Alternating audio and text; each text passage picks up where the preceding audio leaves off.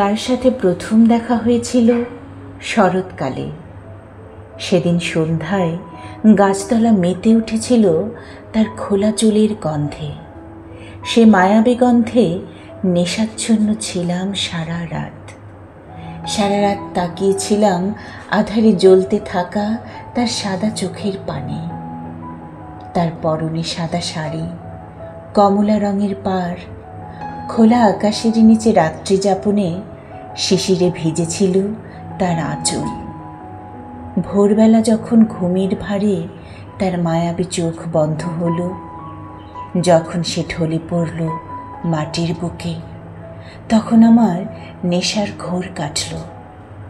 তাকে ছুঁয়ে দেখার ইচ্ছা লাগলো। তাকে কুড়িয়ে নিলাম আঙুলের বাঁধনে। তার ভেজা আঁচল আমার মুঠোয় লাগিয়ে গেল তার কমলা রং। ঝরে পড়ার পরও তার গন্ধ আমার ঠোঁটে মাখিয়ে গেল তার নাম শিউলি। তার নাম ছিল শিউলি।